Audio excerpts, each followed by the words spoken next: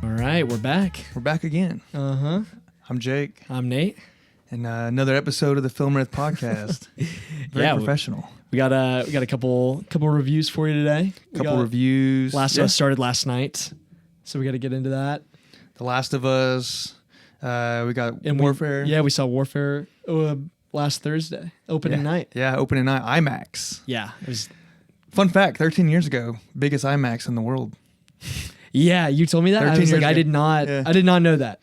Well, I found out about that 13 years ago, and I just assumed that it just stayed on top for 13 years. It's not even in the top 10 now, but. Yeah, I mean, especially in Oklahoma, like it's hard to find a IMAX theater that's like kind of offset from everything else. And I love how the Warren does it, where it's like you got to walk down the huge long hallway, and it's like, it has its own entrance, the IMAX theater. Mm-hmm. So it's like kind of a little more intimate. Yeah. Like just like a really big theater. You're just experience. like, I'm going over here to this side while you peasants stay on this side. Yeah, exactly. Yeah, I mean, I got really lucky, like going to college there. It's like the Warren was like my go-to place. Great theater. I went there pretty much every weekend for a long time. Classic. Yep. Got another review for new episode of The Studio. Yeah, and I missed it. Which you were slacking on. I know. But I did get The Last of Us. Yeah, I know. Good. But I don't know. I just want to start off like mentioning like how well Minecraft box office is doing. It's crazy. I did not anticipate this happening, but it passed Barbie, and like I think it's now officially the 20th biggest opening in history for like all movies. I'm like, dude, it's like a Minecraft movie. Are you serious? It just goes. And you know what's sad is they're going to start making more shit movies like this. Exactly. It's like Kool-Aid's actually going to happen. Yeah, the Kool-Aid movie from the studio is definitely happening. And everyone's going to watch it and make memes out of it. Yeah, it's like, because what? I mean, there's been a lot of rumors about WB kind of having some financial issues, like potentially going to have to do kind of what Fox did, get bought out. And it's like, this just goes to show like the CEO or whoever's in charge of Warner Brothers is just like, oh, we can feed these people slop and they'll just fucking eat it, you know? Yeah. So it's just it's like a win. It's a win for Warner Brothers, because I like Warner Brothers in general. They make good, a lot of big movies that help the theaters. But damn, dude, the IP just sells. It does. It's always sold, but damn. And the shittier, sold. The better, apparently. Yeah. Because people are going just to make fun just for the meme. Yeah. It's crazy. And that's what the movie is, right? Like every the dialogue is just set up for memes, from what I've heard. Yeah. Like he's just saying memes. Chicken jockey. Yeah, just shit like that. Yeah. No, well, good for the theaters. Yeah. I'm just surprised that it like did that well, because the word of mouth on the movie was just like kind of bad, and so it's like crazy that it kind of resurged, like just like the memeability of it like helped it just kind of keep going. Yeah, it did well I think it led the box office this last weekend as well. I wonder how long it can keep going. Nah, probably just a couple more weeks. It's probably got another week. Probably a week. About another week. Say another week. I think that Sinners movie that's coming out this weekend might top it. I think that's just by word of mouth. Yeah. Right now it's got like 100% on Rotten Tomatoes, so that's gearing up to be kind of a huge one. Yeah. I don't know. It's very gimmicky.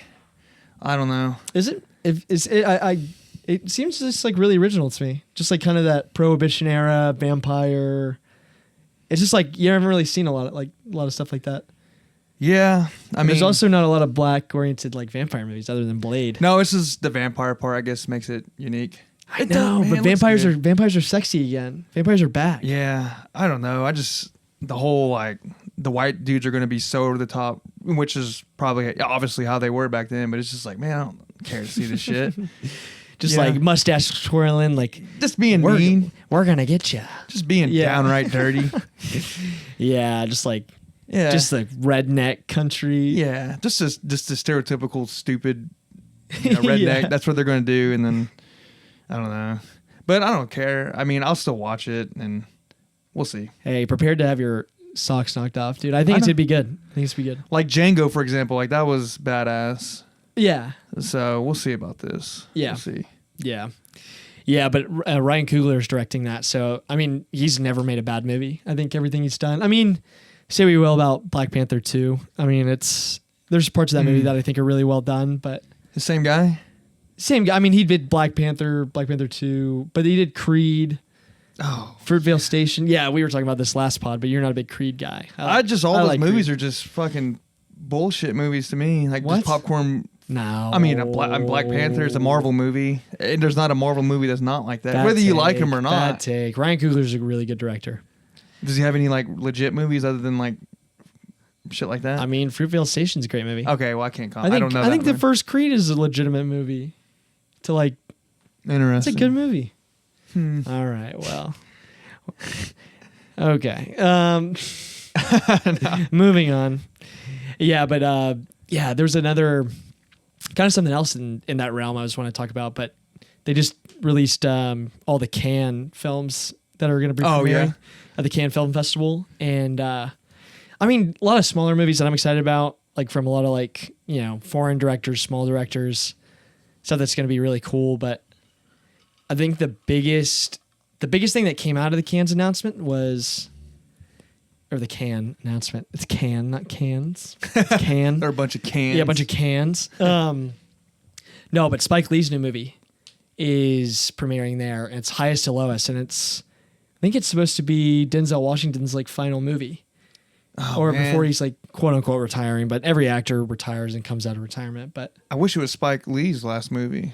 Oh, come on. I love Spike Lee. He's very hit or miss. Like he has like 2 good movies and the rest are like ass. I think his last decade has been, I mean, he hasn't made a lot of movies in the last decade, but He tries too hard to be artsy and it just, I don't know. Sometimes it's you know what I mean? No, yeah. I mean, he's made so many classic films that are fantastic. So it's like, you got to give him his credit, like where it's due. Yeah. But he's just kind of annoying in the public eye just a little bit to me. Yeah, like I don't. But that's fine. obviously don't hold that against him. But he's doing something really ballsy, which he's remaking a really old Akira Kurosawa movie called High to Low. It's a great movie, really good. But with it's a martial arts movie, right? Or no, not a kung martial fu? arts movie. It's about kind of like. It's kind of like a crime thriller. Like this guy's this really high up guy, his family's kidnapped and he has to like save them. But Spike Lee's kind of doing a twist on it. But I think the whole movie takes place in the rap industry or like kind of like the music industry. And instead of being like a high up like businessman or like, I think Denzel Washington's supposed to be kind of like a record producer. And they have like A$AP Rocky's like a main star. They got a bunch of like rappers and stuff in it. A$AP Rocky's the main actor in it. No, not the main actor. Yeah, Denzel. Oh, Denzel. in the movie. In the movie. His character is a big star. Yes. I got you. Yeah, like I don't think he's A$AP Rocky in the movie. No, like, I got you. Yeah. I think you meant like his actor was like, he's the big actor in it. No, Yeah, I so got it's you. like, I don't know. Spike Lee remade Old Boy, which Old Boy is insanely fantastic Park Chan-wook movie. Like you got to watch that sometime. I'll have to show it to you. But that was probably the movie I was thinking. Is it fairly new or is it old? well, Spike Lee remade Old Boy. Yes. I want to say early 2010s. Oh, never mind. I'm thinking of something else. Yeah. Didn't he like make a kung fu movie? Like redid one? Or is he that was rumored to? Where am I getting this at? And it's supposed to be Denzel in it, I thought. Yeah, I think you're talking about this movie. It's not a kung fu movie. It's I know. Like, I thought I remember reading that. Yeah, maybe they just It's just like a misinterpreted. rumor? Yeah, Yeah. I don't know. It was over a year ago. But yeah, it's definitely about this movie then. Okay. Yeah, but his Old Boy remake was kind of bad, especially insanely pales in comparison to the original. But I don't know. I just like, I'm not super excited for it, but it's Spike Lee, so you got to give it a chance. It's also Denzel. You know, Denzel's going to turn in like a fantastic performance. I like Denzel. But the big thing about the Cannes announcement that I was kind of leading up to was it's premiering at Cannes out of competition, which is like kind of crazy. So usually the out of competition movies are either kind of too big. Like, for example, like Mission Impossible Final Reckoning's premiering at Cannes. But the thing with, Spike Lee's movie is like Spike Lee doesn't make, these crazy huge like blockbuster movies like Mission Impossible. No. But then Spike Lee also headed, the panel for the Cannes Film Festival, a few years ago, like curated it. So it's like the fact that he was just in charge of it and he's got this new kind of like artsy movie coming out, and they didn't even take it for competition. Like he submitted the movie and they decided to premiere it out of competition. I think that's kind of a bad sign. Oh, really? Yeah. So it's just kind of. I think he's. I don't know. I think he passed his prime. Maybe a little bit. Did you ever watch that Defy Bloods movie? Yeah, I didn't like it. I couldn't finish it. Yeah. It was just too goofy. It was a little goofy. It was just dumb. And it's like, I don't know if you felt the same way, but when like everybody's like dying, like all the main characters start like, you know, kind of getting killed off one by one. Yeah, yeah. And it's just like, dude, all of their deaths are like weirdly out of character of the movie, like extremely gruesome and fucked up. Which is like, I don't mind that. He's like, just relying on shock value. Yeah, that's almost how it felt. And then it's like when you really look at the whole movie, it's like it was fine, like it was good, but it's just like not. I would not put it anywhere near like the top of his filmography. Yeah, and it was like straight to Netflix, right? Type thing. Yeah, but I'm not shitting on him for that. But I'm saying like yeah. Netflix is historically known for putting out shit. Yeah, a lot of their original movies are pretty bad. I can't think of a good one. There's definitely some. Oh, I know there is. Yeah. I just off the top of my head, I'm like, I don't know. A lot of those straight to streaming movies are hit or miss. Yeah. Yeah. I didn't like it. Yeah, but I don't know. I'm just like, I'm hoping like for his sake and just for like my sake having to watch it. Denzel's sake. I like Denzel. I'm yeah, and cheering for Denzel's sake. Especially if it's his last movie. Like one of his last movies. Fuck. Yeah. It's like I want it to do well. I need a Training Day too, but like he comes back to life like a vampire. Right. Was it Sinners? Yeah, it's like Sinners, but he's the vampire. You end up finding out at the very end of the movie it's in the same world. Yeah, right. He's I'm putting cases. It's like Dracula ain't got shit on me. Ugh. Yeah, but I guess moving on. I mean, from Cannes, not anything else like that's. Really, is that in Toronto? Or is that the film festival in Toronto? Or is that a different one? No, Toronto is TIFF. Oh, okay. Yeah. Where's Cannes at? Cannes is in California. It's in France. Oh. Yeah. Jacques Bleu. Yeah. Yeah. No. It's actually like my dream to go to Cannes. Like I would love. Really? Yeah. I'm playing over South by Southwest. Yeah. Hey, South by Southwest coming up. That's something come up. Oh, it really is. I mean, they got a bunch of cool shit. Yeah. They're trying to get a lot of movies. They got like really good movies. Well, it's more than just movie. Like they get movies, TV shows, music. Like they just get comedy. Get a lot of comedy. Like big time comedy. Yeah, they just get a lot of stuff. So it's like more of a diverse like things. You know how Shane Gillis is like considered one of the biggest comics at the moment, you know? Yeah. He was on South by Southwest like right when he was blowing up. Really? Yeah. I mean, him and like a couple other like big name ones. So they're doing it right over there. And it's in Austin, so you got like just that scene. Yeah, you kind of just have that whole vibe. Yeah. And it's not I'm sure like fucking the Toronto one and the France one is that whole area is probably expensive as hell. Whereas Austin, it's expensive but like very affordable. Yeah. More realistic to go to that. Yeah, exactly. Yeah, Cannes just like Cannes has just always been kind of the king of the film festivals, you know. Yeah. It's like the most prestigious, I think, of all of them. Other than, maybe Sundance. I'm about to say, where's Sundance at? Sundance actually news I came out like a couple weeks ago. I actually forgot to mention it on the last couple pods, but yeah, Sundance is moving from Utah. Oh, Utah, yeah. But it's moving from Utah, sucks. and from now on, starting next year, I'm pretty sure in 2026, it's supposed to be in Boulder, Colorado. Oh, okay. I was saying which that sucks, but that's still pretty cool. Oh yeah, it's a cool vibe. I mean, it's very similar vibe. I would prefer Utah though. I just think it's it's more like it's Utah. It's more unique. Like it's more unique to exactly. like go to Utah than Colorado. Yeah, but I mean, it's closer to us now, so it's like if we ever wanted to go, Dude, like that'd be kind of fun, Hell, we got Austin just down the street. And That's true. Yeah, we should. God, we should have looked into going to South by Southwest this last year. That would have been cool. I had a buddy who went last year and he loved it. He said it was a great time. He got to see Civil War, the premiere. Oh, that's badass. Yeah, but yeah, we got a couple. Yeah, especially coming out of Cannes, I think the thing that we were most excited for was Eddington. Oh yeah, Ari Aster. How did they? I didn't see any reviews about it. Good. Well, it hasn't. Cannes happens middle of May. Gotcha. It's like 2 weeks in May. So nothing out yet. Yeah, nothing out yet. but Eddington's like premiering at Cannes in competition, so that's huge. And I think this will be a movie that they probably really like.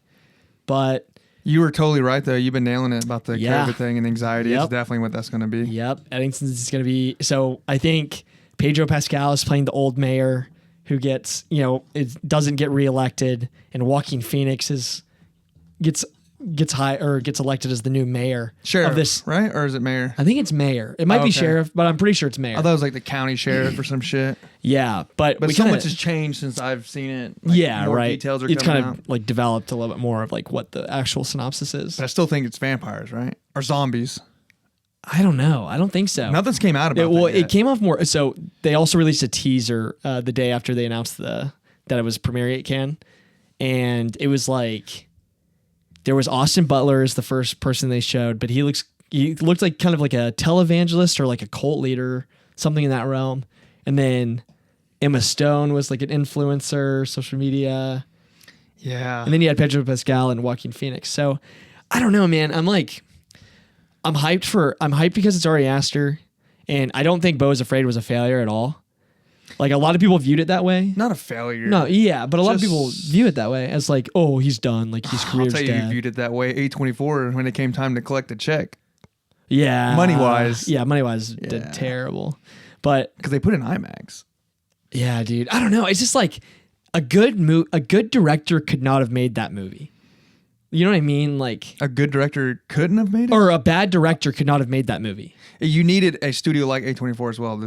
He needs free range creativity. Yeah, you get the free range, and he's just like, it goes for such an artistic swing that it's like a bad, like I just said, like a bad director could not have done that. It's one of those movies that probably like 10, 20 years from now would be considered a masterpiece. But like at Or like the a moment, cult, we're all like it'll get like a cult following, I think. yeah, or it's like wine, it just ages good over time. Like right Yeah. now, like, because they marketed it like it was like, the guy who Aster brought you movie. Hereditary, Yeah. So you thought it was going to be like this weird horror movie, and then it was weird, all right. It was a mind fucked. Yeah. It was too mind bending and too much shit that you got to see between the lines. And it's like, dude, just give me a classic, good old fashioned car chase. And, Okay. So, no, I mean, Yeah, I'm not. yeah, but no, sometimes, I know. just dumb it down a little. Yeah. It was just like, it I just still had a don't lot know of what the fuck I layers to watched. it. Yeah. Over time now, it's like, okay, it's about the anxiety and his mom. And you were kind of afraid that they're going to do that with this movie, Eddington, with the COVID shit. Yeah. And right away, you see him like doom scrolling. And Yeah. It is officially like the movie does happen during the pandemic. do you see the pictures of like when they were like filming it? Like it had Ari Aster, he had like his mask like on his. Oh, on his chin? Yeah, so I'm like, oh, obviously they're not doing any COVID shit. So like, is he like in the movie, or is he just trying to be like in like, Yeah. you know what I mean? Like, Yeah, and might then you have- see he might have background cameo. actors with COVID mask on. Yeah. So it's like, what the fuck? Why does he have it on? Is he gonna like appear in Yeah, it? because I think the plot is like Joaquin Phoenix gets elected in that position and then chooses not to like wear a mask, and then it just devolves. I think. Oh, is that what it is? Or you just No. I'm pretty sure that's what it is. Oh, really? And so that's what I'm kind of like. I think it's going to be way more like a Beau is Afraid type vibe, because it'll be like kind of a modern like setting, Anxiety. but then it'll just like devolve into like just chaos, crazy, weird. And you see him like on like in his bed at night, like what you would assume someone of his political figure or someone who's I guess somewhat famous. Yeah. Like scrolling, like just reading all the comments about him, it's all bad shit. So you got Yeah, that, yeah, you yeah. got that dread, Mm-hmm. and then and it says like hindsight's 2020, so we already know. Yeah, yeah. And then even in the little teaser, that people had mass screaming and Yeah, so I mean, I don't know. Like, I'll be there day one to see it. vampires. Like, I guarantee. I'm waiting. zombies. You mean zombies? Zombies. Yeah. Sorry. See, that's Yeah, that's vampires the on the theme the brain. last couple of years: vampires and zombies. Right. When's the last zombie movie? When's the last? Well, you zombie got movie? 28 years later. I'm just like, Yeah, this okay, is, yeah, you know yeah. what I mean? Hey, look, this year, Return of the Vampires and the Zombies. Hey, Yeah, I'm down here for it. I'm down. I'm here for it. Yeah. Yeah. But yeah, I think there's going to be some zombies. Yeah. Would you be against it? Oh, I'd be You want happy. I'd be happy if they Yeah. ended up. We're like COVID's like turning people into like COVID's turning people into zombies. Or is there just something. like a weird, like that just happens to be, I don't know. I'm just going to let this guy cook. Yeah. I can't even begin to think what makes sense when it comes to him, after Beau is Afraid. I could see it being like he chooses not to wear a mask. He convinces everybody to not wear a mask, and then everybody ends up getting sick and then like turn into zombies or something. Like that'd be kind of crazy. Yeah, but then you start to get political, and he's not that type of guy. Ari Aster? He's trending that line. Well, he would make fun of it. I feel like he would be like very tongue in cheek, like make fun of all the political controversy. Yeah, he does do that. He is fucking funny in his movies, even Hereditary. If you look back, I recently rewatched it. There's some hilarious stuff in that movie. Like, I can't remember off the top of my head, but God, there are some funny scenes in that. Yeah, and Midsommar's funny ass movie. So yeah, but that was like supposed to be funny. I feel like Hereditary was like, it's funny, but like hidden behind like, damn, this was a fucked up scene. But then someone says something. Oh, like when she's like making her little dollhouse and like the heads, it's like of the daughter missing the head, and the dad's like, "What the fuck is this?" He's like, "What? It's a different angle of it or something like that." It's funny, but it's not. You know what I mean? It's really dark. Dark comedy. Yeah. But it wasn't meant to be. I don't know how to explain it. Yeah, he's hidden. He has a lot of dark comedy. It's hidden. Yeah. So we'll see with this. I'm excited. We'll I love the dude. I think he's gonna go down as one of the best. Yeah, I think so. I think so too. Let's just hope he doesn't get Me Too'd. It seems like all these weird great directors, something ends up happening. Yeah, just like kind of like they're like just little closet Roman weirdos. Polanski. Yeah. But then we also got a Life of Chuck trailer, which I sent you today. Did you watch it? Yes. Yeah, we talked about it a little bit. You're very excited. I'm hyped. Yeah. So this movie's coming from Mike Flanagan. He did the Haunting of Hill House, great series. Gerald's Game, Dr. Sleep, which are two other Stephen King adaptations, but he's a fantastic horror director. I'm glad to see him like kind of moving into this like a little less horror territory. Because I'm gonna let you cook on this. Okay. But I gotta. What was the first show he did? Or that Haunting of Hill House? How many seasons was it? Well, it's like each one's different. Each one's different. Yeah. Wasn't the second one ass? I loved it. Really? It's just a lot different. It's less. Like there's horror elements, but it's less like straight horror. It's more like kind of like a romance, supernatural romance. Okay, so the first one. Yeah. I'm trying to like if I'm getting my mind because I'm pretty sure I watched the first one. Is it the one like where they end up at the house like the family? Yes, I like that one. That show's amazing. Yeah, it was fantastic. The second one I heard was dog shit, and it like I tried to watch the first episode and the reviews, and then after the first episode I was like I already see it sucks. Yeah, that one. Okay, so the second. Obviously, first season, fantastic. The second season took me a long time to go watch because of all of that. Reviews, yeah. But then I did end up watching it, and I had to like kind of get through a couple episodes before I got really invested. Because I think at the time it was my girlfriend at the time. She was like, she didn't watch Hill House, but she was like, "Oh my God, like Bly Manor's like so awesome, like romantic." Like, and I was like. You're like, I'm like, all right, I'll give it a shot. I was like, I'll watch it. I'll rewatch it with you. And then I ended up really enjoying it towards the end. Okay. But you wouldn't. First one's better? Oh, by far. Yeah. Okay. I just want to make sure we're talking about the same one. Same thing. Okay. Yeah. So he's a big horror guy. Big horror guy. Dr. Sleep. Very underrated movie. Oh, yeah. But watched it. That was a fantastic movie. Like, that's what I heard. So good. Goddamn dogs. I'll be back. Gotta take my dog out. All right, we're back. I'm sorry about that. All right. But you never got to Dr. watch... No Sleep? Dr. No Sleep. Team No Sleep? You never got to watch Dr. Sleep? No, I think it might have been you telling me about it, but I've heard it was like really good. It was underrated, right? Because it didn't really get a lot of hype. Yeah, because I don't think obviously because of the title, I don't think a lot of people like who aren't Stephen King fans knew that it was like a semi-sequel to The Shining. Yeah. So, and I'll tell you what, like the connections to The Shining, that's where it kind of fell apart for me. Like the third act was just a little clunky in terms of like kind of doing all the homages to The Shining, but it was still like very well done. It was just like, what do you not like about it? It's too gimmicky. Like it was like, all right, we get it. It's The Shining. There was a couple scenes that were a little gimmicky, but I mean that's how the book unfolds. Like the actual book, because I read the book whenever it came out, like a while back. But great movie, so well done.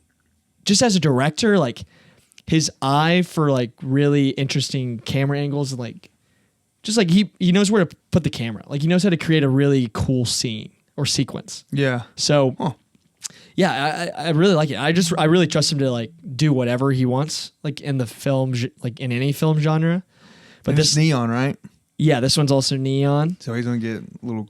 Yeah, they're gonna let him cook. Yeah, as the kids would say. Life of Chuck is it's about this guy named Chuck, right? But I think it's just like traveling kind of through his life. But there's like some musical elements to it. There's like it's supposed to just be a very life affirming, like inspirational thing. But I know that was kind of rubbing you a little wrong. We were talking about it earlier. It was the music. It was like it seemed like a.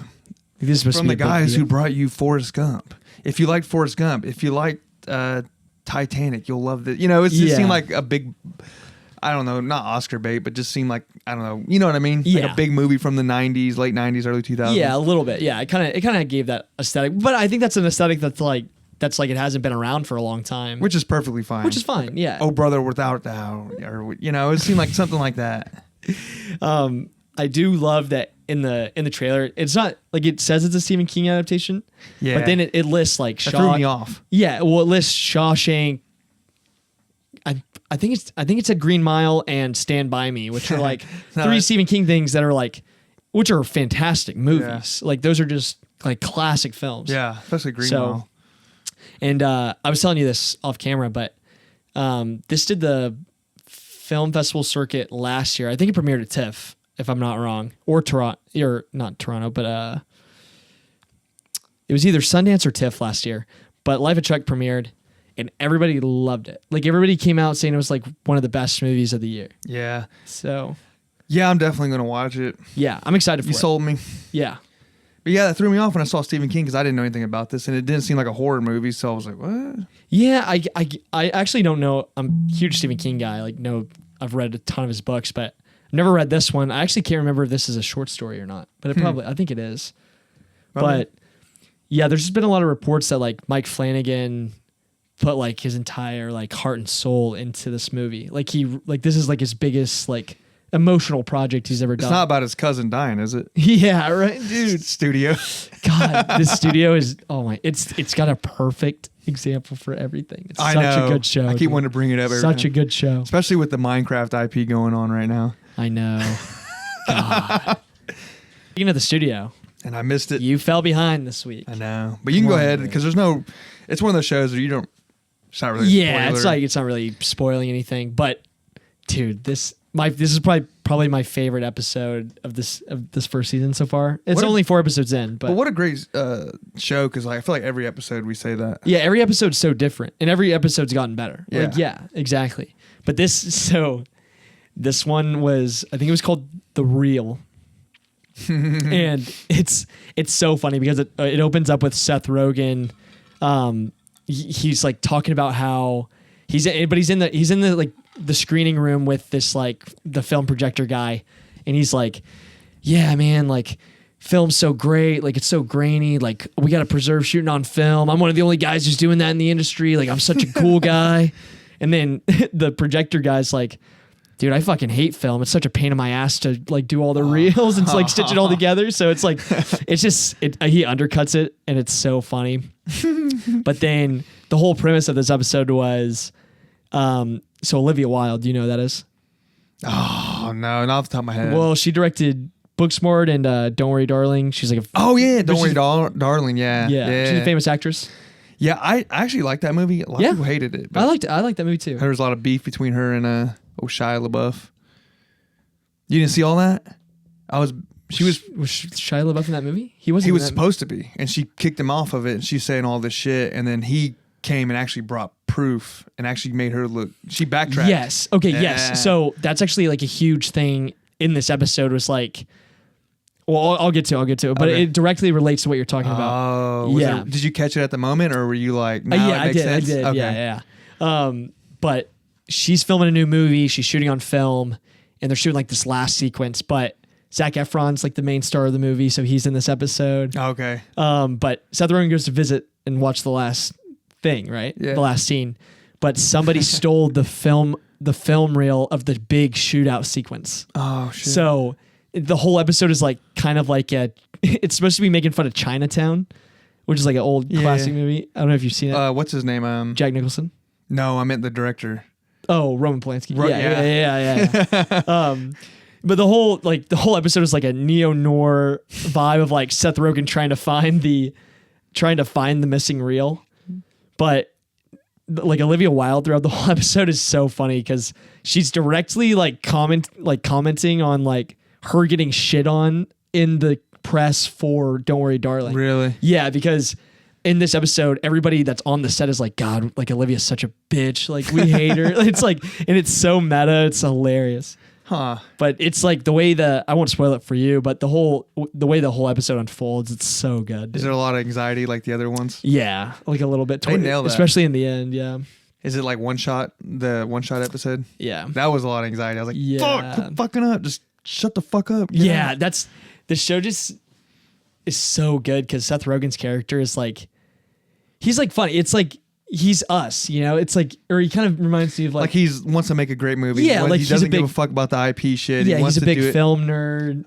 But once you get But up he's there, also such a dumbass. But you realize once you get there, it's not like that. Like you gotta make these dog shit movies. Well, the first episode, anyways. Yeah. But yeah, he's goofy. Yeah, he's fucking Yeah, but it's like every episode, it's like he's a fan. Yeah, you're like supporting him. Like you support him in everything, like every episode. But the whole time you're like, God, dude, like just shut your mouth. Like don't do that. Like why are you doing that? Like He's just fanboying the whole time. It seems like. Yeah. You know, he's just an anxious ball of stress, and he's just like he fucks up every episode. It's so funny. Yeah, I need to watch it. How long is it? Is it like 30 minutes? Yeah, I think it was like 30, 35. God, I wish they were longer. I know, like an hour. At least give me 45 at least. I mean, I'll take an hour. Kind of like a traditional, like 48 minutes. Yeah, traditional show. Yeah, that first episode was 45 minutes though. Yeah, they need to be more like that. Yeah, true. Yeah, but I'm looking forward to tomorrow. Tomorrow, another new episode of that. Oh yeah. But yeah, I guess we can move on from that. Talk about The Last of Us. I guess we watched A24. Warfare. Yeah, we can touch on Warfare first. Yeah. Great movie. Oh, incredible. It like exceeded my expectations. Dude. It shut the haters up. It did. I've seen this analogy for this movie from other people, but it's spot on. It's like it almost seems there's no like they're not portraying anyone in a certain way. No one's, you can take it how you want, but you're basically the movie's like a fly on the wall. You're just seeing like how they interpreted it. It's very documentary-esque in a way. Yeah, and it was man. What am I trying to say? It's brutal. Yeah, it's brutal. Sure. It's terrifying. It's like it almost okay. So that was the big thing on it. It was like, oh, it's another propaganda movie for the military.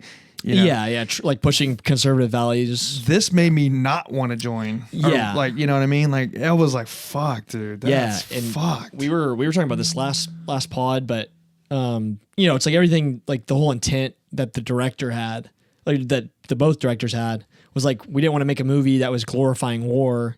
We wanted to make a movie that showed the realities of war and like what these situations were like. Did you see that? Okay, so apparently, I don't think he made the movie just for this reason, but his friend in the movie, spoiler alert. Yeah. He's on the poster. The guy that gets I forgot his name. He gets real fucked up. Yeah. He doesn't played by Cosmo Jarvis. What's his name in it? Do you remember? I can't remember now.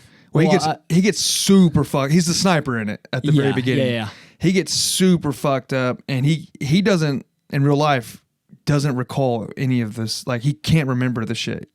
Yeah. So Mendoza, is that how you say his name? Yeah, Ray Mendoza. He makes the movie like he's trying to like so he can like, hey, this is what happened. Kind of honor, yeah, because he's the one who gets the most torn up throughout this movie. But it's a very stark contrast between the first half and the second half of this movie because it's like once the IED goes off and like people get hurt, it's like it just transitions into a straight horror movie, dude. It was like terrifying. Well, like so, you know how this movie came about? It was from Civil War. Yeah, because Ray Mendoza worked as the teaches guys how combat coordinator. And I mentioned that like I gave Civil War its credit. I was like, combat wise, it seemed very good, like tactical. I didn't know he was the guy teaching shit on it. Yeah. That makes sense now. Mm-hmm. Yeah, and he hit up Alex Garland, was like, hey, yep, I got this badass thing. this movie I'm wanting to make or whatever. I got the story. Let's make it happen, Captain. Yeah, dude. I love that they like met and like probably became friends and then decided to make this movie together. Cause it was like, you know, I mean, the way that I probably filmed this was like Ray Mendoza probably like did all the choreography, kind of gave all of his input on like how everything's went down. Yeah. Like a really clear blueprint. Yeah. And then Alex Garland came in and just like knew where to put the camera. Yeah. That knew how to direct the actors. Editing, all that, you know. Exactly. Yeah. Dude, it's so technically well made, dude. The sound design. Dude, it's from incredible. The beginning. Yeah. The just the details. And they don't explain it to the audience. Like, he's not. So what I mean by that is like he's sitting down, okay, he has the radio on, he's just listening, he's writing down shit, you know, in his notebook. And it looks very like, what the fuck is he writing down? Yeah. He's just battle tracking, you know, he's just writing down everything he hears because you need to like pinpoint everything. So like you need to like make a map of everything that's happening. You know what I mean? Yeah. And they don't explain that to the audience. So like, you know, there's a scene where they could have done it where the new guy comes in and it's like, how y'all doing? He's like, he could have been like, hey, what are you doing? And then he explains it to him. But they don't do that. You know, I hate when they do that. Not, you know, they try to explain it to the audience through dialogue. Yeah. They just don't. And it just seemed very real. And the way he's talking on the radio and the way he's just like nonchalant about it, just like, I don't know, it's very, very real. Like I even looked at Nate at one point when he was doing the radio shit, and then okay, this is very nerdy and lame, but he was talking a lot on the radio. Like he was going through a long sentence and saying a lot of information.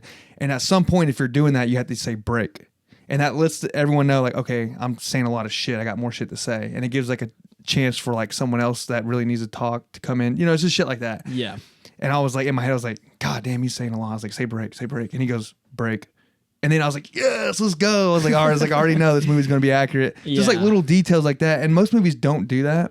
Yeah. I don't think I've ever seen a movie be that like coordinated and like what they were like saying and doing like constantly. Like everything was so detailed and how they moved, how they interacted, like everything. Even the sniper, like when he's like, you're seeing like his vision like through the scope, and it's just like, yeah, how he's breathing. Yeah, it was just. It's just so he's always right because you want to shoot on that that natural pause, like yeah, boom, and he's like he's constantly ready to do that, and you notice like when he's doing that, it's like on a part like where he would take a shot at. Yeah, and it's just very detailed, and it was like, damn, dude, this is legit. And then he was like, I missed the guy that when that one sniper takes over, and he sees he has like a. or a machine gun. Or, yeah. Basically what it is for us, like RPK or RKB. I forgot the fucking name, but RPK. And then he's like, I missed it. I missed a shot, or I didn't get the shot off, and he's like weak. Like, yeah, you know? Yeah. It was just like it was so funny. Yeah, it was like real. It just everything seemed, I don't know. Even man. Yeah, I mean, even like when stuff like first starts to kind of go to shit, it's like. When they dropped that grenade through the little hole, it was like that was just so like it didn't make a big spectacle of it. Like it was just a like real grenade. Yeah. You're literally like just sitting there, and then they just hear a ding, ding, ding, ding, and then it's like yeah, like grenade. And what fucks you up from the grenades, obviously the impact. Well, it's exploding fucking metal. The shockwave, yeah. No, the shrapnel, it's like just spitting out. That's the main threat. Yeah. It's spitting out fucking, like metal. It's ripping you up. That's what's killing you from the grenade. But then you also got the concussion of it. It's like, boom, and that fucking can fuck your brain up, Yeah. So they were all rattled, It wasn't like an explosion, fireball, like what you see in movies, It was like, boom, it was realistic. Except for the shrapnel. I figured someone would get pieced up. Well, he did. He did, because he got shrapnel in the arm and like under his arm. Yeah, you're right. So that's the main threat. The second is the fucking that could actually collapse like your fucking lungs and shit. Yeah. Just the vibrations of it all. So but the fact they were all fucking confused and rattled. I mean, it's so realistic. Like if a grenade goes off by us right now, we're not going to catch on fire, but we're going to be like we just got in a car wreck, Like we're just dazed. Like what the fuck is going? Like out of body experience, Yeah. And then that ID went off, and God, it was just like so like. They're in shock. Plus it's hard to tell. Like, are you in shock because you're seeing your friend in pieces, or like the combination of that plus same effect with the grenade, the concussion, like just rattling you. You know, you're just like, whoa. Yeah, God, and it's like once the ID goes off, and it's like you got Cosmo Jarvis's character and Joseph Quinn's character. Their legs are just fucked up. Oh, when he was carrying him, and then he gets stuck, snagged on the stuck. Oh, it was so real, dude. Yeah, it's like I would butcher his name, so I won't say it. But the kid who's playing Ray Mendoza. Yeah, phenomenal actor. Yeah, he's so good. From Reservation Dogs. But yeah, when he's dragging him, he tries to get him around this corner, and the dude's leg is just so mushy, crushed up from the explosion that half the leg gets caught on the corner, and he can't pull get him in the door. So he's got to get the other guy to come help him. And that's another detail thing. Is like, so he's yelling at that dude. He's like, "What are you doing? Like, fucking help me!" Like, yeah. It seemed like it was an instinct to like I don't know how to explain it. Like, is he not panicking? You know, some people panic and they freak out, or they just resort back to like, I don't know. Like, he was like, what the fuck are you doing? Help me. Like, obviously the guy's fucked up. We're all fucked up. Like, you can't be mad at the guy for not helping. He doesn't know what's going on, you know? But he was very angry at the dude. He's like, what the fuck are you doing? Help him, you know? Like, I think it was like, you resort back. You're just like, instinct. Yeah, just trying to figure out like what to do. Just a military talk. Like, just hey, panic. What the fuck are you? You're not doing that right now. Come fucking help me. You know, it was just very, it was very detailed.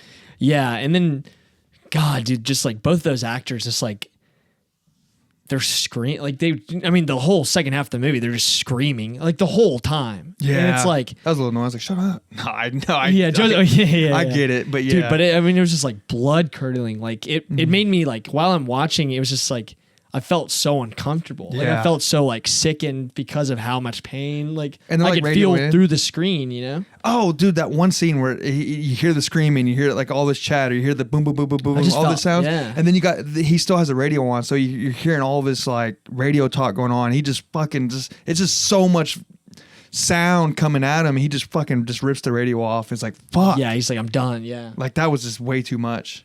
And then, dude, that one dude came in. I don't know his name. I don't even know the actor's name.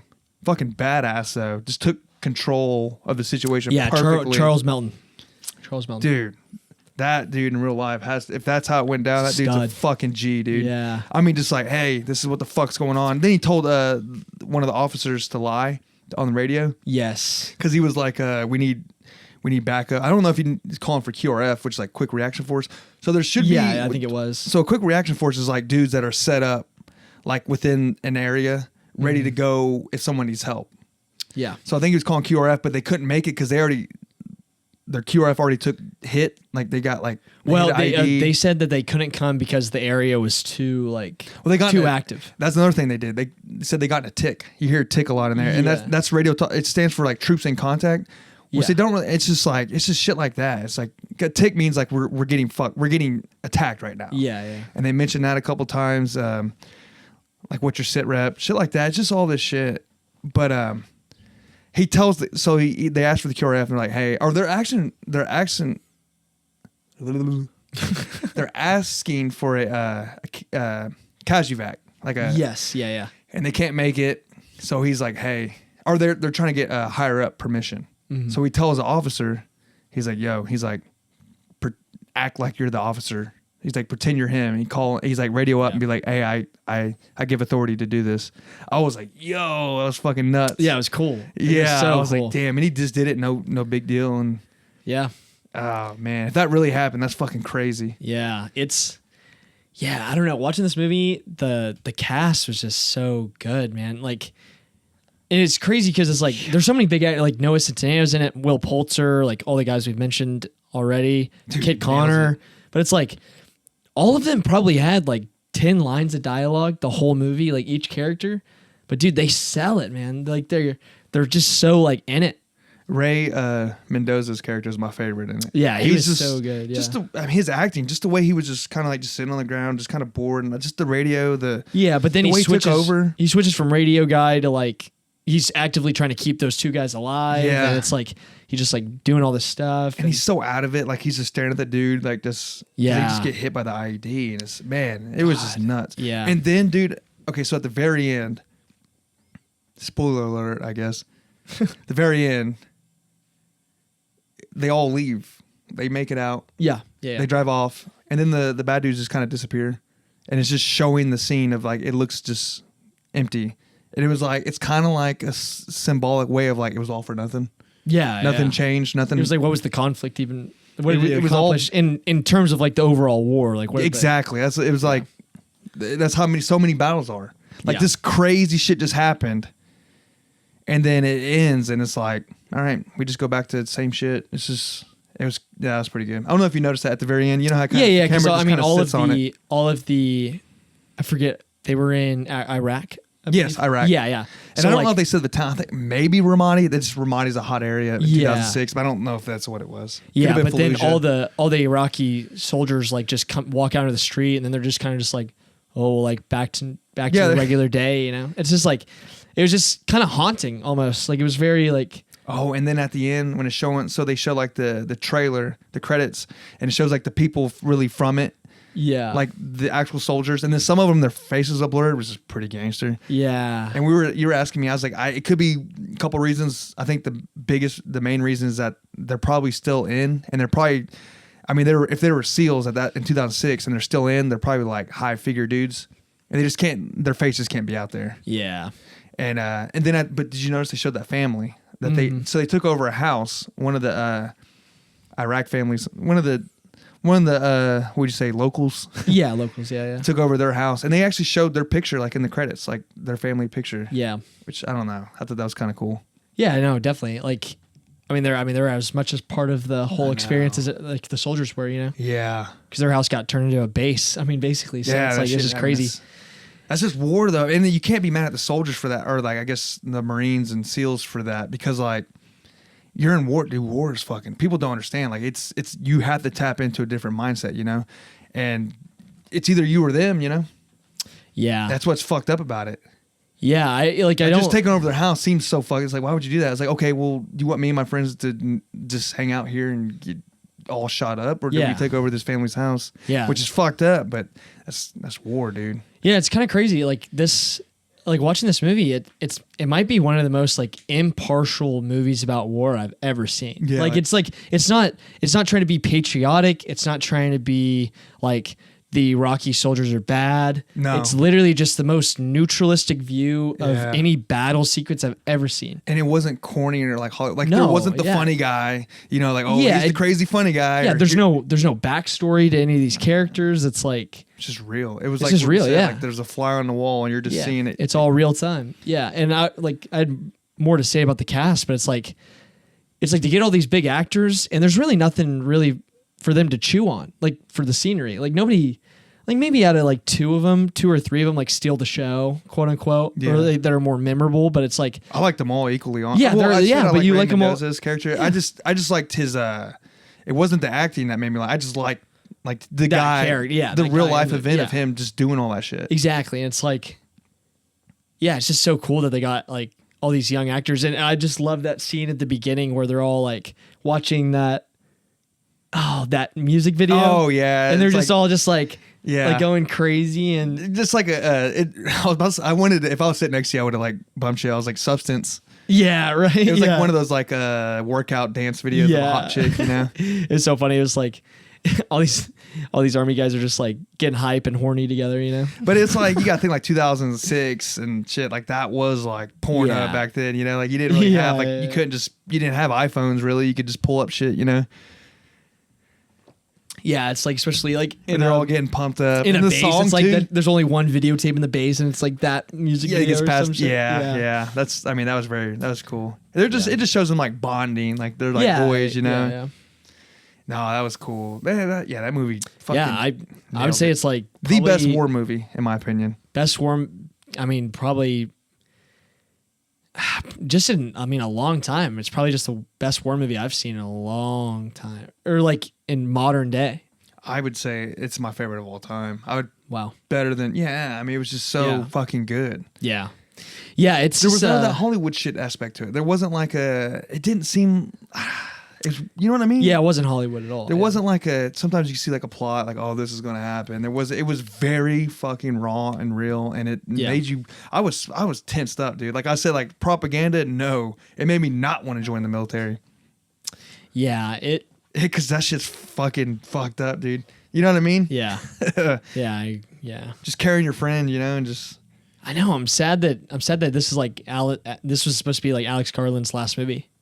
What? Yeah, No way. Yeah. He's been saying that. He's like, yeah, I'm done. I'm done making movies. Damn, he must have got PTSD from this movie. Well, he said it like more so after Civil War, but I don't know. It's just weird. I hope they all say that. Yeah, I hope he keeps making movies. back. He's such a good director, good writer, like everything. So You know what's funny is like they do a real good job. Like even the pictures, the posters, like it looks like they're actually like military dudes taking a picture. You know? Yeah. Just it's very cliche, but we all take pictures the same. You know, that's how they do a good job with that. But then you see the actors like when they're getting interviewed and they're talking, and they look so fucking like the opposite of like an alpha male dude. They got like like the Hollywood outfits on. Oh yeah, they're all yeah. So like it was very like insane. Like they're just talking. We all bonded together, and it was so, like as an actor, this was like They got like the tight like fucking turtleneck shirt on. Like it's like orange. And they got the baggy blue jeans. Yeah, like the frosted hair. Yeah. Yeah, I know. It's like, dude, I saw you like an hour ago, dude, and you were not like this. You were like, look for the blood and the smoke. Yeah. Yeah, I watched the A24 podcast with Will Poulter and Charles Melton, and was it like that? It was kind of like that a little bit, but it was good. It was a good podcast. Yeah, but Will Poulter, Will Poulter's going off right now. I don't know where I heard it from. I heard it from some podcast I was listening to, but they were like, dude, Will Poulter, fucking jacked in real life. Like he is big. Like he's like 6 foot something. Just fucking like just rock, like just jacked. I was like, I wonder if it's for the A24 movie. But he looked big in Death of a Unicorn too. I keep saying A24. God, Warfare. Yeah, Warfare. Tina, come here. Yeah, no, but I dude, Will Poulter's awesome. I hope he gets more work. Like just like I want to see him in more things. Oh yeah, he's blowing up.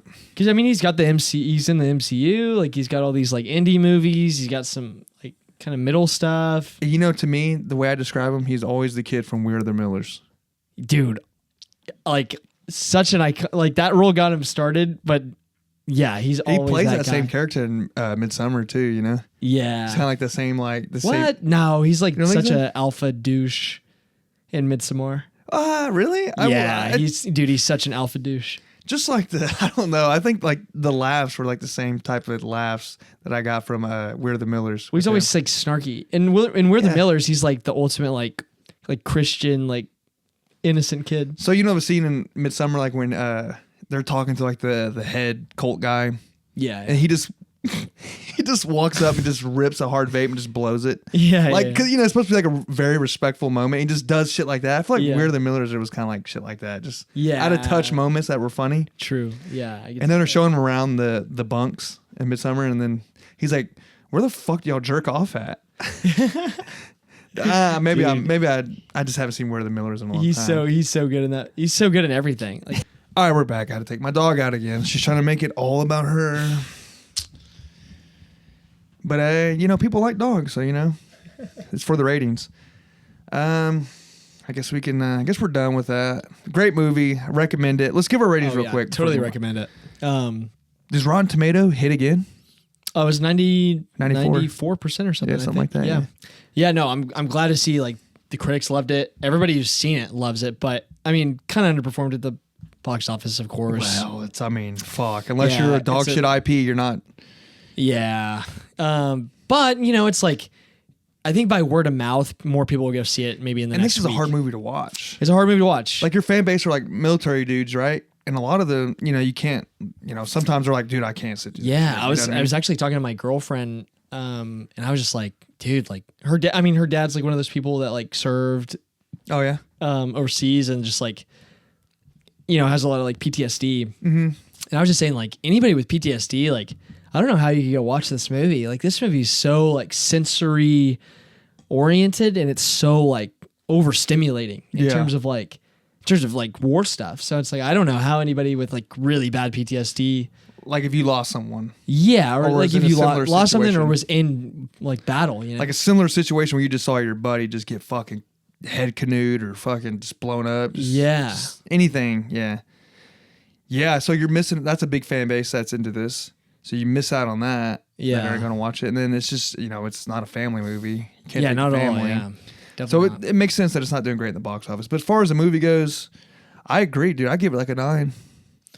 Yeah, I'd probably get. Yeah, I would say probably an 8 for me, just in terms of like rewatchability. For me personally, isn't crazy high. Yeah. Just because it's just an experience. Like, Yeah. But you also once like, you see it, you can't. It's like Civil War almost. Yeah, it's an experience. It's like you don't want to watch it again, but while you were watching it, it was such such a great experience. You know, for me, that's how I felt, but like not from an experience standpoint, but of like it kind of reminded me of like Hereditary, like where it kind of was like so like, oh, like fuck, that was a lot. That was heavy. I don't know if I can like watch it again.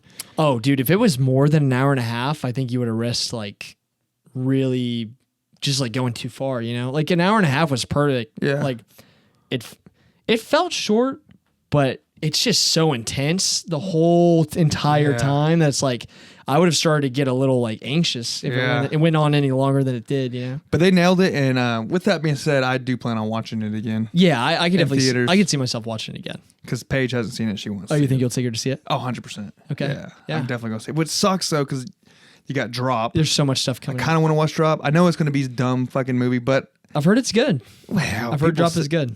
It reminds me. I've heard it's stupid but good. Yeah, it reminds me of what's his name?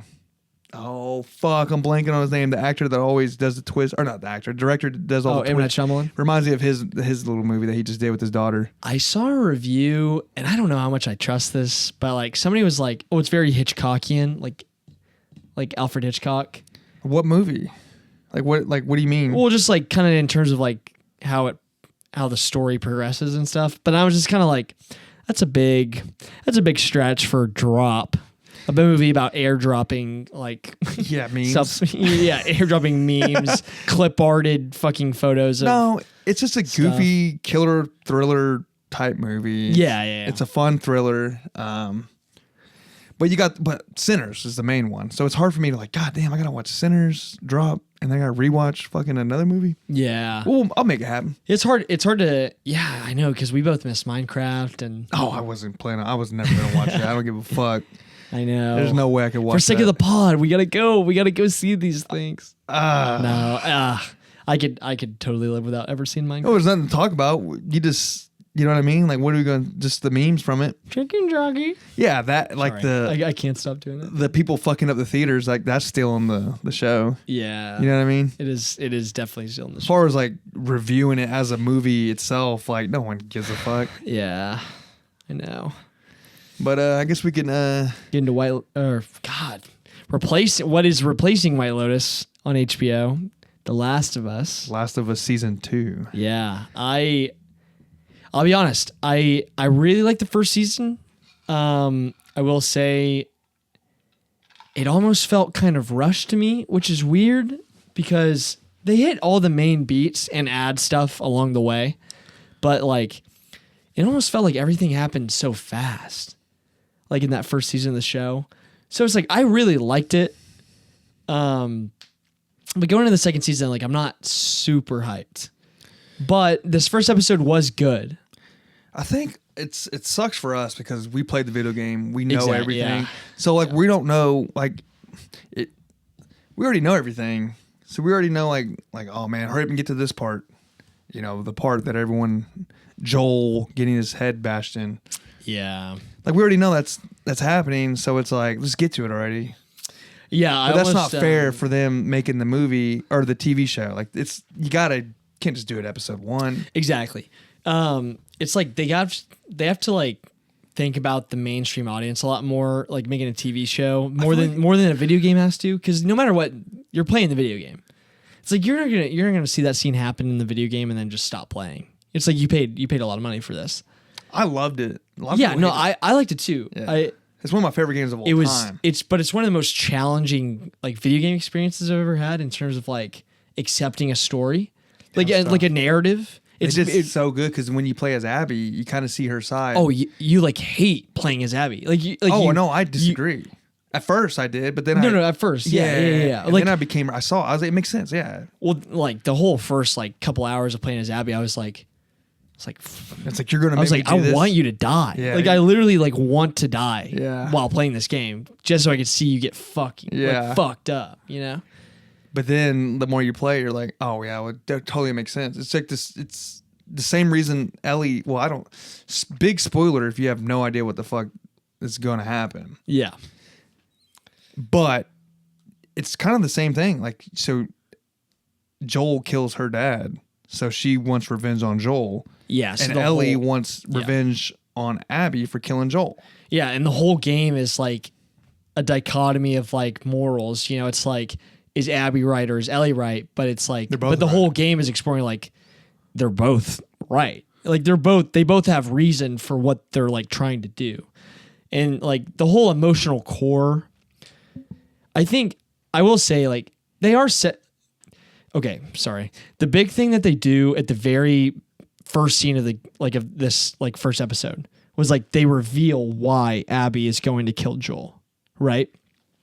And what I liked about the video game was that they kept that kind of a mystery, and you get to learn that along the way.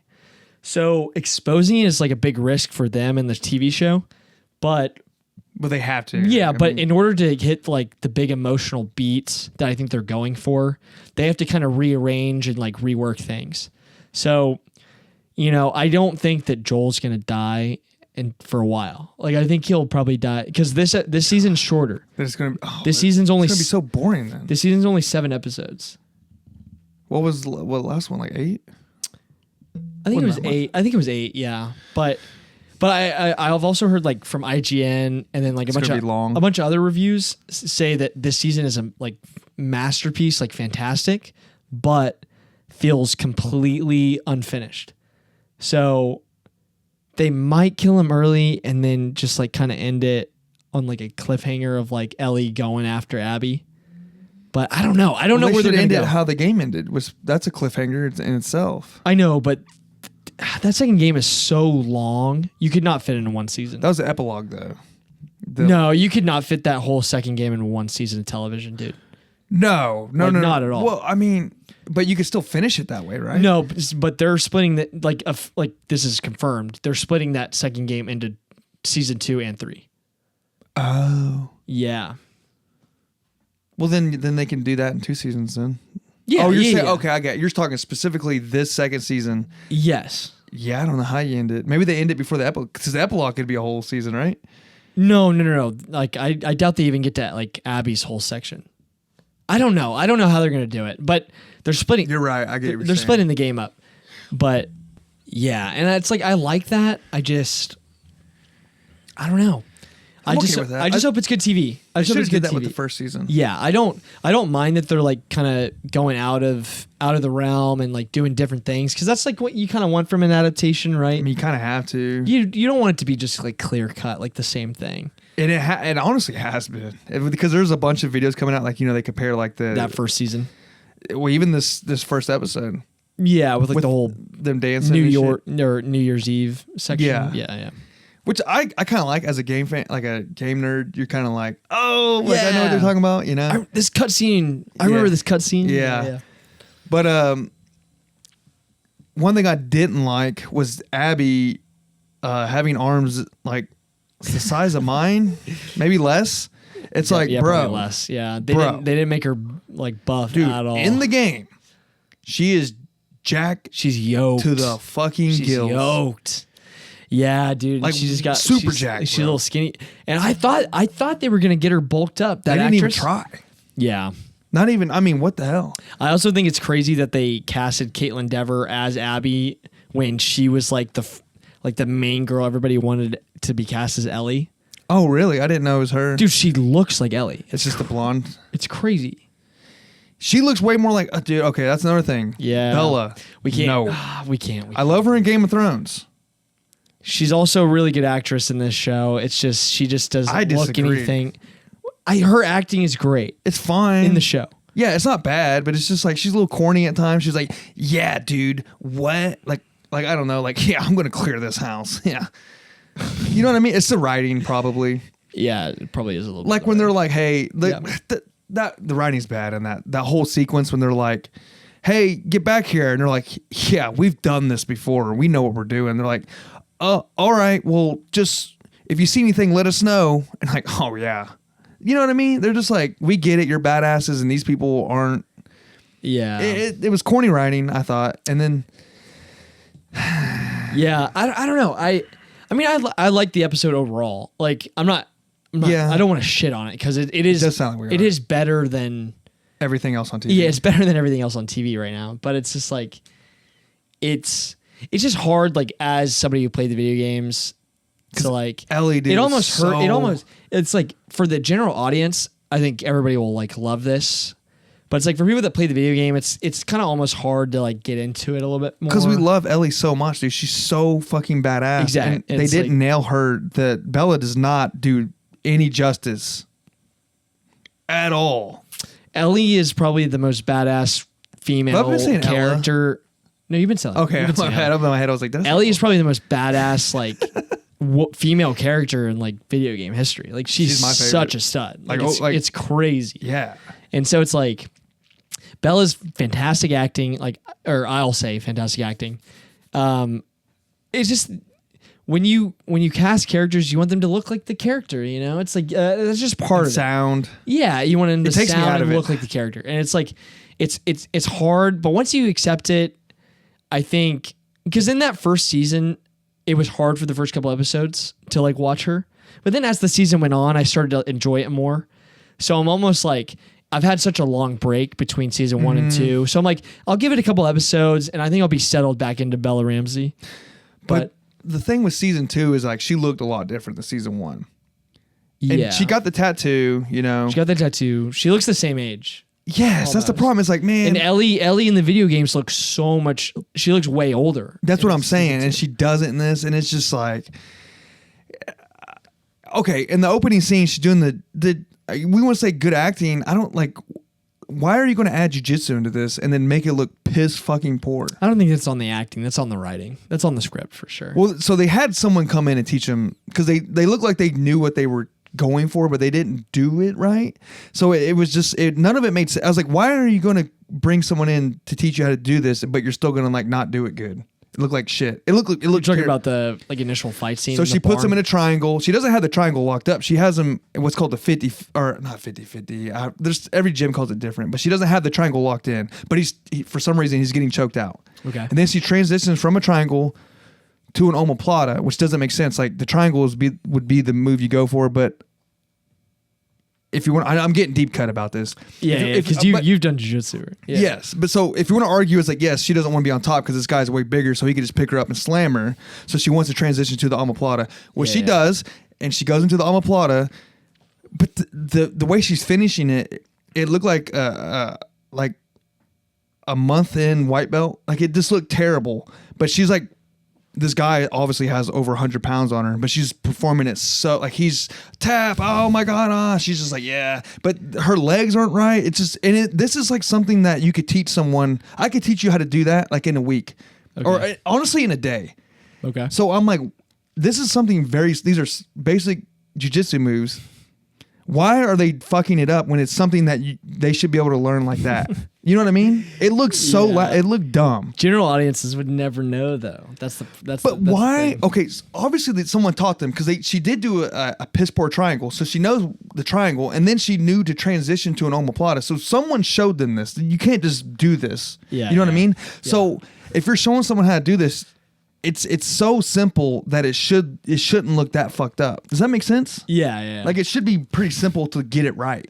Yeah. No, but it looked so bad. Does that make sense? No, I get it. Like they're not doing something like crazy, like, oh my God, that was a flying armbar. You know, it was like, you should know how to do an omoplata. Yeah. It was lazy, it seemed like to me. Like if I was behind this and I was making something, I'd be like, dude, get this fucking right. Like I want this to look great. Yeah, but you also got to think like the director and like the creators of the show probably don't know jiu-jitsu either. Like they're just relying on. But someone had to come in and teach them. So someone should be like, hey, put your leg right here. This looks insanely dumb. If you just did this, it would look like it should. You know what I mean? It's just I don't know. It pissed me off. It looked silly because he's so much bigger than her. Yeah. And I get what they're trying to do. They're trying to relate to the audience like Ellie's a badass. It doesn't matter the guy. He's 300 pounds. Yeah, no matter what, Ellie's like dogging this dude. Yeah, she's a badass. We're letting you know very quickly. We're putting it out to the audience. She's badass. Look at this. Yeah. That's what sucks about TV shows. Like they had to get all this shit in very quickly. Yeah, that's true. because I mean, yeah, you have like a very tight like filming schedule. It's like you gotta like. But in the just video go, game, go, she go, wasn't go, go, like go, go. combat. Like she wasn't like a MMA. You know, she wasn't. She was just really good with the knife. Yeah, true. Just like very Like, why did you sneaky. have to Like add this in? yeah, that's kind of true. I get that. I get that. Like she knew her way around a gun. You know, that we'll say showing this like her fucking with it. Yeah, She was in the game, but the knife was like her main thing. yeah, true. Tina. Yeah. So that kind of sucked. That kind of like pissed me off. But I was like, whatever. Yeah, I get it. It didn't. You know, I could get over it. Yeah, you just noticed it. I just thought Yeah, it you was noticed lazy. I'm like, I hate when shows do this. Yeah, but I don't know. I mean, the rest of the episode was really good. Like I thought the sequence with Ellie like kind of interacting with the stalker, kind of in the grocery store. Oh, yeah, I thought yeah. that sequence was like very well done. Like I don't the think horror about stalkers. Yeah, That reminded me of I it. did too. I Yeah. did too. But yeah, just like it was kind of like the horror of it was like pretty good, like very well done. Like just the tension. I'd say probably the standout for me this episode was, dude, the Dina. Like Dina, they casted her like very well, I thought, and she was just like so good. She was just so like the acting was great. Yeah, and I was, you know, you had to remind me because for some reason I was thinking she was. I knew she was. Obviously, you got to be a badass to survive in this game. Yeah. But I didn't know her character was like doing all of that. Yeah. Same shit as Ellie was. Dina's doing. a stud. Dina and Jesse. Like Jesse's the Asian guy. Yeah. Played by Young Manzino. Is he the same guy in Beef? Yes. He's also an Opus. Yeah, he's the younger he's brother. He's an Opus too. I Is he forgot to really? mention that. Yeah, for like a little bit. Oh, yeah. really? Yeah. I love him. He's a great actor. Yeah, but then Dina's played by Isabella Merced, who's been popping off recently. She was in Alien Romulus. She was like one of the main actresses. She was fine in this show. Yeah, I thought she was good. All the casting's great for this season. Like all Except for the Abby, dude. characters. I think we'll start to like, and once we spend more time with her, I think we'll like Abby. It's just the physical part. It's just so Yeah. like. I mean, No, you I get can't. that, I mean, yeah. Abby was like that was what everyone talks about with Abby. It's like you can't mention her without being like, dude, she's fucking yoked. Yeah, no, true. That's like that's like your main physical feature. Yeah. I mean, she is jacked to the Yeah. fucking gills, and this girl looks petite. Yeah, no, true. I don't get it. At least CGI that shit. Yeah. I don't know, dude. Yeah. When I saw her arms, I was like, bro. Come It's like, this on. isn't Abby. Come on. Nah, not even close, dude. Because Abby's a bad motherfucker. Like the Yeah. way she's just. It is because of her strength. Yeah. Yeah. It's like in the game also, like the combat styles between Ellie and Abby, like when you switch is like so much different. Like Abby is so much more physical, like physically, like. Like we'll toss you around, like ragdoll your Yeah. ass. Yeah. And can like climb up shit, you know, just like, just beating the fuck out of people. Yeah. Whereas Ellie is like stabby. Like Yeah. She's sneaky, more like, petite figure, just like. more tactical. Yeah. Yeah. So it really throws me off. Like there's Yeah. no way they're gonna be able to portray that. With Yeah. her. But Caitlin Dever's a fantastic actress. Like I think she'll nail the part, like the more we see her. Because we only saw her on the bookend. Yeah. On like the first and last scene of the show or of the episode. So I don't know. We'll see. But it's just there's going to be scene. I hope they don't try to make her like this badass whooping ass because it's going to be laughable. Like they can't do that with her. They got to find another route. They can't have her just beating the fuck out of everyone with looking like that. It would take me out of it. I was like, dude, I don't give a fuck. Well, maybe how angry you are. If Maybe she is buff, but after the 5-year time jump, she's buff now. Like now that she she's gets here. buff. Yeah, maybe because we didn't see her at the end of the episode after the 5-year time jump.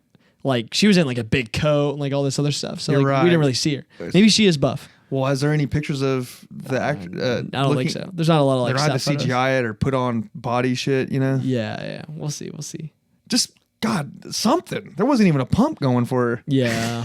Yeah. True. I don't know. If you haven't watched the show, you just look up Abby's character. You'll see what I'm saying. Like, Yeah. It's who she is. Yeah. Exactly. It'd be like making a movie about The Rock and he's just some scrawny little dude. You know what I mean? Yeah. No, I know. Yeah, but I don't know. Everything else about the episode was good.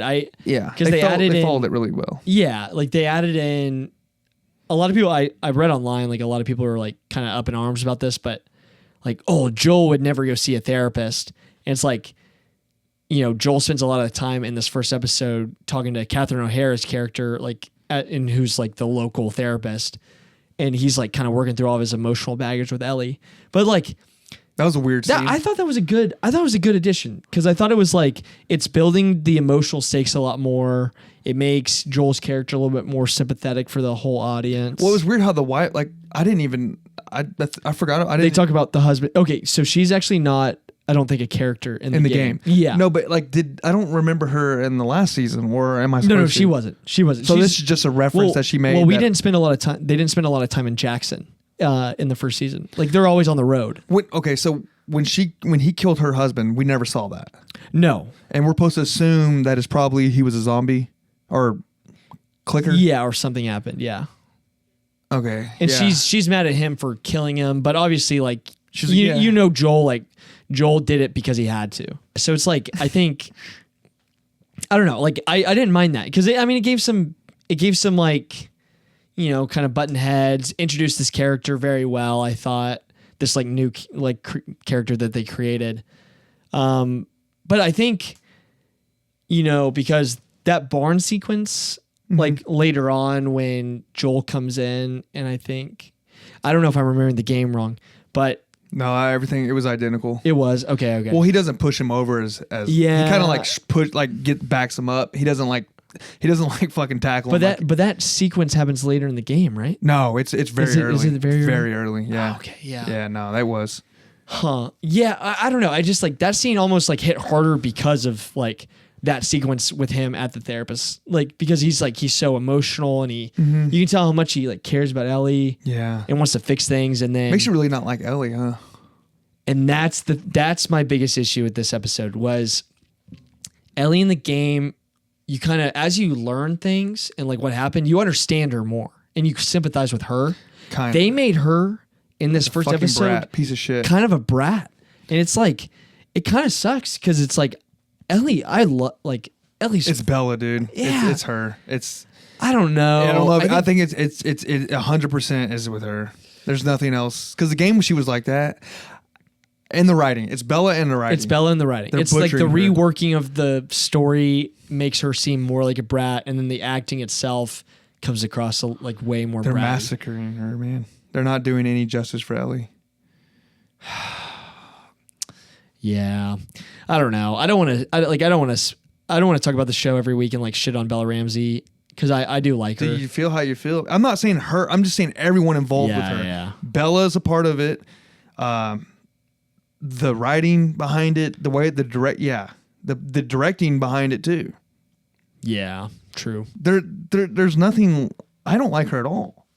Which in the video game I fucking love her. I don't think it's that bad. I don't think it's bad to where like I hate her, but it is like you're almost just like she's coming off like a little child. But it's like in the game, like they're the same age in the game and the show. Like Ellie's 19 now. She pulled it off so much better in the game. Yeah, but in the game, it's almost like she's got just a lot of emotional damage. It's like blah blah blah. She was cool. But in the show, it's more like I'm an angsty teenager and hate my dad. Like that's how it's coming off. And it's like you're doing it wrong. Like it's just like they're doing it wrong. It seems like she's trying to be cool, but she can't pull it off. Whereas Ellie in the video game is like it seemed natural. It's like, oh, this is like she's legit. Like cool. It's almost like when you watch a UFC fight and you see a fighter trying to hype the fight up, and it's like, dude, this is not who you are. Why are you talking shit? But you have some fighters that can talk shit because they got the persona. That's too like Nate Diaz, for example, like Conor McGregor. Like they can pull that off. But then you got some guys trying to hype the fight up. It just looks so like ugh. Yeah, that's how Bella seems with. Like you're not this. They shouldn't have casted you for this, man. I'll be honest. She's not. Or just kind of rework the character a little bit. You know, it's like that's what I'm saying. Everyone involved is to blame. I'm not putting 100% of the blame on her, but if you're going to take this role, then you got to take. We can't just. Yeah, you're going to get some backlash. You have to. Yeah. That's that's what it is. True. You signed up for this job. All of this aside, I'm very much looking forward to the rest of the season. I'm looking forward to watching it every week. Oh, well, another good thing, Pedro. Pedro's fantastic. He nails it. He looks identical to Joel. He acts just like him. That was perfect. Everything about him, they're nailing his character to a T. Yeah. Tommy's great. Like all the casting is fantastic. He's good, but he's not like in the video game he's more like a weirdo survivalist type guy. Just hides off in the. Did he even have a wife? Am I forgetting that? No, I'm pretty sure he did. Yeah, I couldn't remember. Yeah, I'm pretty sure he did. Because I was like, I think he might have had a wife, but then I was like, for some reason I always thought him as a loner. But yeah, Yeah, he's married. She to just the, wasn't as involved as she was in this game. Well, he's married to the black chick. And Who's the mayor? Who's like one of the big towns people. Yeah, but in the show, I couldn't remember in the game. Yeah, I think it's the same way. And he had a kid? I'm pretty sure it's the same way. Yeah. Okay. Yeah. Yeah, that's been a while. I just remember him. I'd have to refresh myself. He's a I'm pretty gangster sure too it's in the game. Yeah, Comes up out of Tommy, nowhere dude, and starts sniper, sniping all bro. this. Oh my god! When he starts taking out the main characters, that Oh, you start to I can't- like because you start to like him because you're playing as Abby. It's Yeah, like, there's it's such a good so game. much stuff from the second game. It's like incredible. once shit gets going, I'm like, I can't wait to see them put this to screen, dude. Well, they have to make you like the characters because at first you don't like them, but then you start to like them. So when they get popped off, you're like, oh fuck, Yeah, you know. But it's like, yeah. In the whole video game, it's like you see everything from both perspectives, and it makes you. It's like you're experiencing everything twice, but they keep it so fresh and entertaining. it's so. But you fucking good. can't. But you can't do that in the show. You I know I'm can't- jumping You can't way do that in the ahead. show. But Yeah. the scene when they're like in the, I think it's like a theater. Oh. You know what I'm talking about? I'm not going to spoil it, but Yeah. dude, It's- that was yeah, like, that was. yo. I was like, yeah, playing the game. I was like, no, come on. You're playing for the cutscenes, dude. I'm like, I can't wait to get to the next cutscene. Yeah. But the cutscenes in the game are also like they come out of nowhere too. Yeah, it was. Oh yeah, you don't know what's happening. Yeah. Yeah. Oh, fucking the game. I think it's so hard to. I don't know. Video game adaptations are hard. It's tough. They did a great job. But with season one. this is like I will say like this show, one of the best video game adaptations ever. Like Yeah. in terms of just like quality and like prestige of, of how good it actually is. I think Halo set the bar. The Halo series, yeah. No, I don't actually, think Fallout. anybody. Fallout's probably. Yeah, Fallout's good. Yeah, I think Fallout's Fallout great. might be better. Could be. Arguably. Yeah, it's just harder because Fallout doesn't have like a distinct story. You're right. They can be goofy and do all this. different Yeah, they can shit. just do a bunch of, as long like, as they side just make references like the dog meat. As long as they do shit like that. Yeah, It's like yeah. Minecraft. No. Exactly. No. No, like literally, it's like As long as you make a reference. yeah. No. But In terms of like straight narrative, like game to screen, like this is one of the best video game adaptations. So yeah, I looking forward to it. The rest of the season, I hope it's fantastic the rest of the way. I don't know where they're gonna take it. Really, I don't know what the rest of the season looks like, but I think I trust them because I trust Neil Druckmann. I trust Craig Mazin, like the two creators, and we'll see where it goes. yeah. Yeah. Yeah, I'm here for it. Yeah. I'm excited it's out. Yeah, but we'll be back next week with a review of the second episode. We'll see if it gets a little bit, if we settle into it a little bit more. Real quick, just because it makes sense and Yeah. it's topical. The video game you're talking about is coming out. Until Dawn, right? Yeah, Is that next week? next weekend. Yeah, It's another one you got to throw in there. Another game adaptation. I know. Yeah, I can get more into that one. That was your most anticipated. It was in my top 5. Yeah, Yeah. I'm hyped. I'm hyped for it. I really hope it's not bad. I really hope. If it's bad, I'm gonna be sad. So does that come out this weekend? No. The weekend after. Oh, okay. Yeah. So Yeah. we'll definitely have a Yeah. review So on that. we'll be back with a review for Sinners, Last of Us, a little bit more of the studio, and see what else. Are you going to see Sinners? Yeah, I'll make Okay. sure. I'll make sure I see try. Sinners I'll this try. weekend. I'll do my best. Yeah. But yeah, All sounds right. good. We good? I think so. Catch you next week, bro.